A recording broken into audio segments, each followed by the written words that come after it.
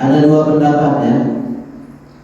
Jadi kalau sudah ada dua pendapat berarti perbedaan pendapat para ulama.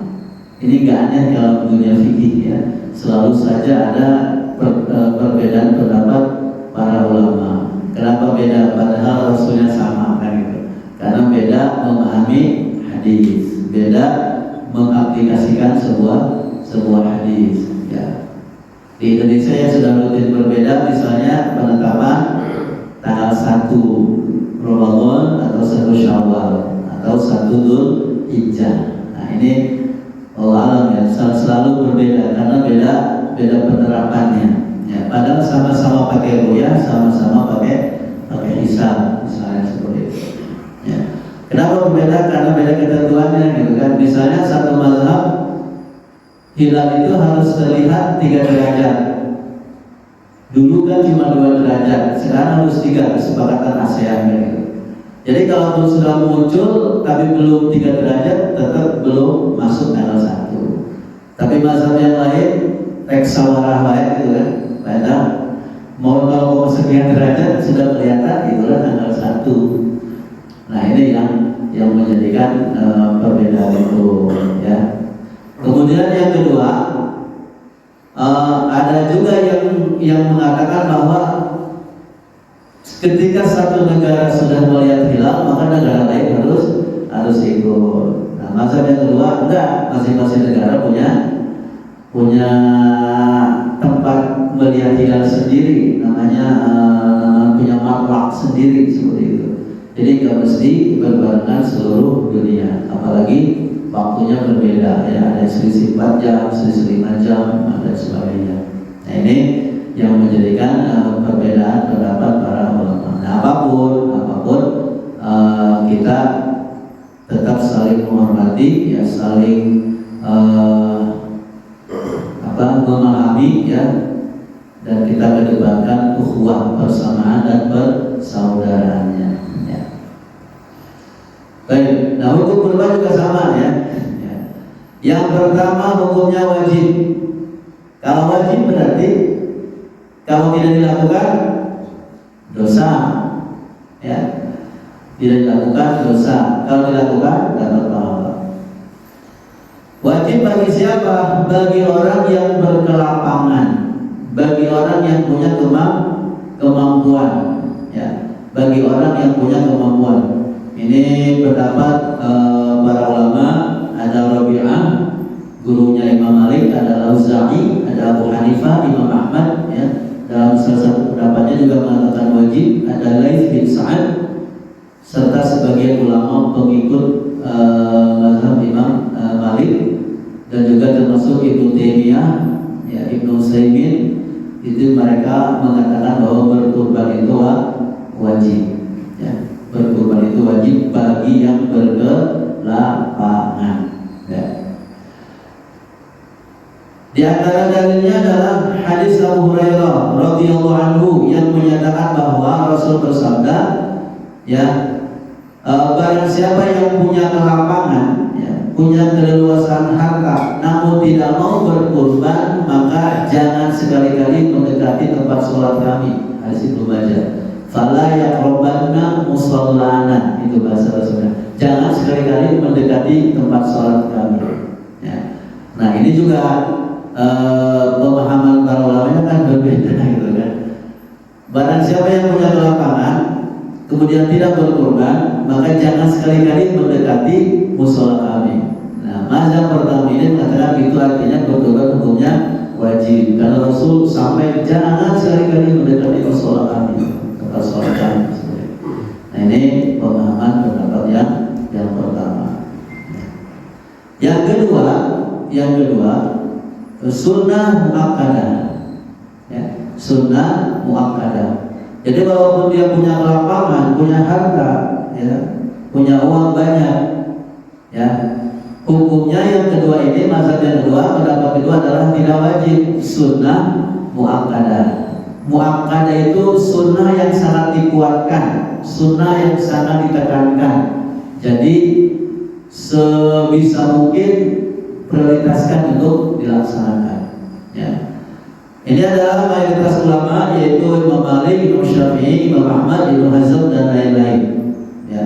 Dalilnya adalah dari riwayat dari Abu Mas'ud Al-Ansari radhiyallahu anhu, beliau mengatakan bahwa sesungguhnya aku sedang tidak akan berkurban, padahal aku adalah orang yang berkelapangan. Itu kulakukan karena aku khawatir kalau tetanggaku mengira kurban itu adalah wajib bagiku. Ya. Khawatir kurban itu adalah wajib bagiku. Nah, ini dalilnya ya, dalilnya. Jadi tidak sedang berkurban saat itu. Kenapa? Karena khawatir kalau berkurban terus setiap tahun disangkanya nanti kurban itu hukumnya wajib, ya, hukumnya wajib. Kemudian juga dari riwayat Abu Sarihah, ya, aku melihat Abu Bakar dan Umar sementara mereka berdua tidak berkurban. Sementara mereka berdua tidak berkurban. Jadi seringnya berkurban. Sementara saat itu dilihat oleh Abu Sarihah, keduanya Abu Bakar dan Umar sedang tidak berkurban. Kemudian Ibnu Hazm berkata tidak ada riwayat sahih dari seorang sahabat pun yang menyatakan bahwa kurban itu wajib. Ya. Jadi hadis yang tadi masa pertama wajib, jangan sekali-kali mendekati mushola itu bukan berarti wajib.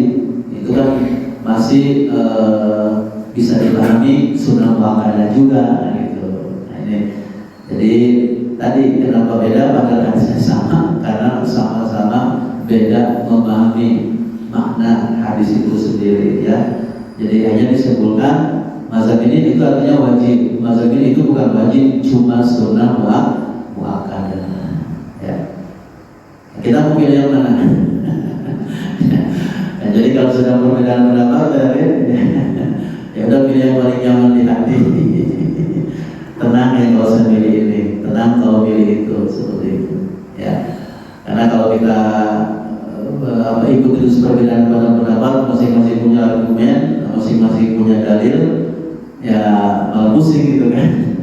Ya, udah pilih yang paling nyaman, yang paling enak, yang paling kita yang kita sukai ya, seperti itu. Yang jelas masing-masing punya dalilnya. Ya. Nah, dalil-dalil di atas itu merupakan dalil pokok yang digunakan masing-masing pendapat ya.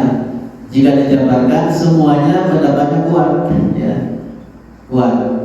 Nah, maka kemudian ada poros tengah. Kalau poros tengah ingat reformasi ya. ada poros tengah ya, mazhab pertengahan ya. Nah, para ulama ini ada sebagian memberikan solusi ya, jalan tengahnya adalah selayaknya bagi mereka yang mampu tidak meninggalkan berkurban ya, selayaknya. Kalau selayaknya ini wajib nggak? Sebaiknya gitu. Kan ya, kalau bisa sebaiknya tidak meninggalkan berkurban, karena dengan berkurban akan lebih menenangkan hati dan melepaskan tanggungan. Wallahu a'lam. Itu tafsir Adwaul Bayan. Nah, itu jadi bagi yang punya kelayakan kemampuan sebaiknya gitu kan, yang bagi yaliku selayaknya sebaiknya ya. Jadi sebaik bahasa sebaiknya juga berarti tidak wajib, cuma sebaiknya ya tetap berkurban ya. Kalaupun tidak tiap tahun ya setiap sekian tahun kan misalnya gitu. Syukur-syukur bisa tiap tahun. Oke. Kemudian yakinlah bagi mereka yang berkurban, Allah akan segera memberi ganti biaya kurban yang dia keluarkan. Ya, yakin itu ya. Ketika bapak-bapak, ibu-ibu transfer ke Pak Eko misalnya sekian juta, minggu depannya sudah mau ganti kan? Ya, adanya memang ketika transfer Pak Eko nih ikutan sapi buat 7 orang, berapa sih? 1 orang 4 juta ya sapi ya. Ternyata nggak lama kemudian Allah gantinya apa, ordernya naik ya, banyak pengunjung gitu kan ke tokonya dan sebagainya ya. Kemudian ada tambahan apa gitu kan, bonus apa misalnya perusahaannya yang kecil bisa ya, itu emang perlu keyakinan tinggi ya. Jadi makanya di sini yakinlah bahwa pasti Allah akan mengganti, karena setiap pagi Allah mengutus 2 malaikat ya yang mendoakan kita, Allahumma a'ti munfiqan khalafa, ya Allah berikan ganti bagi yang berinfak hari ini, ya. Bagi yang bersedekah pada hari itu. Hadis Bukhari. Nah, ini hukum berkurban dan keutamaannya, ya. Jadi kesimpulannya, para ulama ada yang mengatakan wajib bagi yang punya kemampuan. Yang kedua, walaupun punya kemampuan tetap hukumnya sunnah muakkadah, ya, sunnah muakkadah. Yang mungkin jalannya tadi sebaiknya gitu kan, sebaiknya kalau memang terus mampu ya lakukan, ya, sebaiknya, karena itu lebih mendekatkan diri kepada Allah dan yakin bahwa Allah pasti mengganti, ya, Allah pasti mengganti. Wallahu a'lam bishawab. Nah, itu